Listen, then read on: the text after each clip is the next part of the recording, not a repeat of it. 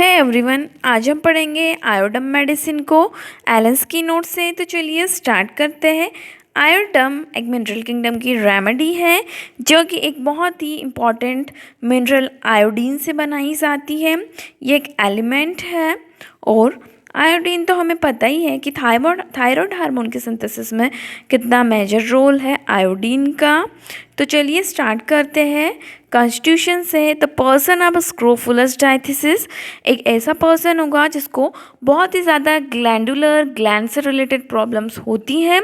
साथ में जो पेशेंट होगा उसका डार्क और ब्लैक कलर के हेयर्स रहेंगे और आइज़ भी उसकी डार्क ब्लैक कलर की रहेगी।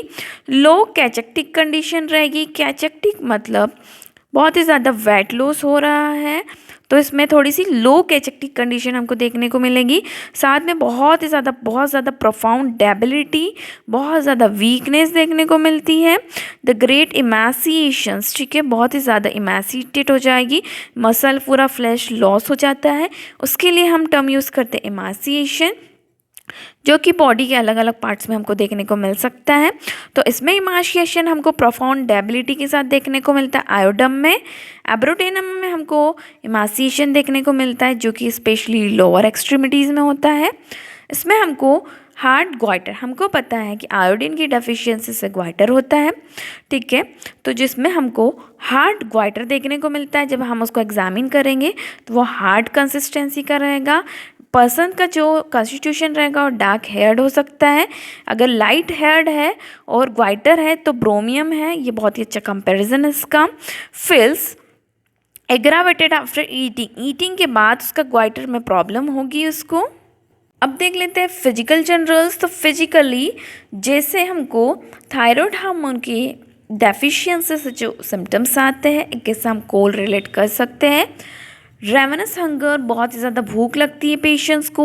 ईट फ्रीली एंड वेल, हमेशा बहुत ज़्यादा खाता है लेकिन फिर भी फ्लैश ऑल दी टाइम, ठीक है। हमेशा हमको कैसा देखने को मिलता है, लूजेस फ्लैश, ठीक है। ऐसा लगता है कि कुछ खाता ही नहीं है, बॉडी में कुछ जान ही नहीं है। Loses fail when eating well, ठीक है। एब्रोटेनम, नेट्रोम्यूस, सैनिकुला, ट्यूबरकुलम भी मेडिसिन है ऐसी कंडीशंस के लिए क्योंकि मेटाबॉलिज्म बहुत ज़्यादा उसका फास्ट हो जाता है। सफ़र फ्रॉम हंगर, हंगर से वो बहुत ज़्यादा सफ़र करता है। मस्ट ईट एवरी फ्यू आवर्स, हमेशा कुछ कुछ घंटों में खाता रहता है। बहुत ही ज़्यादा एंजियस हो जाता है उस चीज़ को लेके, ठीक है। अगर वो खाना नहीं खाता है तो बहुत ज़्यादा चिंतित हो जाता है, उसको चिंता हो जाती है खाना नहीं खाने से। सीना और सल्फर में भी ये सिम्टम है। फिल्स, ठीक है, उसको अच्छा लगता है, उसको उसकी जो कंप्लेंट्स होती है एमरिटेड वाइल ईटिंग, ठीक है, खाना खाने से या खाने के बाद उसको अच्छा लगता है। जब उसका स्टमक फुल रहता है तब उसको अच्छा लगता है पेशेंट को। नेक्स्ट पॉइंट है hypertrophy and induration of glandular tissue.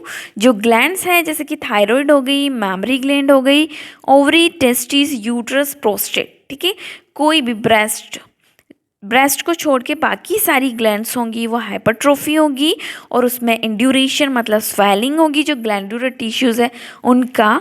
लेकिन इसमें जो ब्रेस्ट होता है वो कैसा होता है, फ्लैबी और ड्विंडल, मतलब उसके जो टिश्यूज़ होते हैं उसमें एट्रोफी, छोटे होते हैं। तो बाकी सारी ग्लैंड्स जो है उनमें हाइपरट्रोफी, इंड्यूरेशन होगा बट ड्विंडलिंग होगी ब्रेस्ट की। ये की नोट है आयोडम मेडिसिन का। जीआईटी की बात करते हैं तो एम्प्टी इरेक्टेशन आते हैं उसको मॉर्निंग टू नाइट, ठीक है, सुबह से लगाकर रात तक उसको खाली खाली डकारें आएगी, इरेक्टेशंस होंगे। As if of every particle of food was turn into a air, ऐसा लगता है कि उसने जो भी खाना खाया है वो अंदर जाके गैस बन गई है, ठीक है। यही सिम्टम हमको काली काब में भी देखने को मिलेगा। कॉन्स्टिपेशन विद इनफेक्चुअल अर्जिंग, ठीक है, इसको हमको कॉन्स्टिपेशन देखने को मिलती है जो कि रिलीफ होता है कोल्ड मिल्क पीने से, ठीक है। ड्रिंकिंग कोल्ड मिल्क से उसको एमलरेशन है पेशेंट को। नेक्स्ट देखेंगे फीमेल रिप्रोडक्टिव सिस्टम। ल्यूकोरिया बहुत इंपॉर्टेंट है आयोडम का, बहुत ज़्यादा एक्रिड होता है, कॉरोसिव होता है, जो स्किन रहती है वहाँ पे बहुत ज़्यादा जलन करता है और स्ट्रेनिंग भी छोड़ देता है कपड़ों पे, ठीक है, इतना ज़्यादा होता है। और मेंसेस के टाइम पे बहुत ज़्यादा ल्यूकोरिया देखने को मिलता है, वाइट डिस्चार्ज देखने को मिलता है। कैंसरस डीजनरेशंस, ठीक है, जो आयोडम है बहुत अच्छी रेमेडी है। कैंसरस डीजनरेशन कहाँ, सर्विक्स में बन गए हैं फीमेल्स को। जबकि पेन का कैरेक्टर कटिंग पेन होता है एब्डोमेन में, और जब भी वो स्टूल पास करती है तो उसको हैमरेज होता है। तो ये बहुत अच्छा सिम्टम है कैंसरस डीजनरेशन ऑफ सर्विक्स। ठीक है, जब भी स्टूल पास करेगी तो उसको हैमरेज होता है सर्विक्स से। अब देखते हैं आयोडम की रेस्पिरेटरी सिस्टम को। तो बहुत ही ज़्यादा वीकनेस देखने को मिलती है, और जो ब्रीथ है वो लॉस हो गई है उसकी जब भी वो ऊपर स्टेयर्स चलता है। ठीक है, गोइंग ऑन अप स्टेयर से एग्रावेशन होता है आयोडम को, कैल्केरिया को। ठीक है, मेंसेस के टाइम पे एग्रावेशन होता है रेस्पिरेटरी कंप्लेंट्स में। तो एलुमिना, कार्बो एनिमलिस और कोक्यूलस में भी मेंसेस के टाइम पे कंप्लेंट्स एग्रावेट होती हैं। ईचिंग हमको देखने को मिलती है लो डाउन इन लंग्स, लंग्स के अंदर उसको ईचिंग हो रही है नीचे की तरफ, बिहाइंड द स्टर्नम उसको ईचिंग होती है, कॉजिंग कफ, जो कि कफ का कॉज बन रही है। और एक्सटेंट हो तो जो ब्रोंकाई से लगाकर नेजल कैविटी तक ईचिंग होती है पेशेंट को।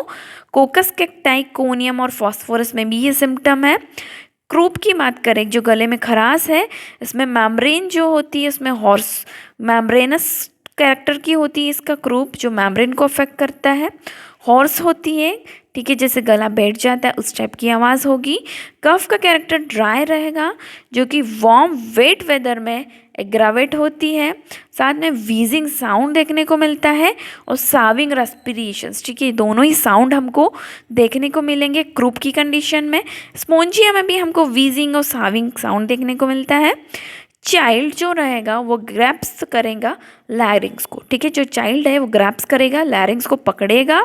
फेस उसका पेल रहेगा, कोल्ड रहेगा, specially in the fleshy children. ऐसे थोड़े से फ्लैशी चबी चिल्ड्रंस हैं उनमें देखने को मिलता है ये मोस्टली सिम्टम हमको। अब हम देखेंगे कार्डियोवास्कुलर सिस्टम आयोडम के।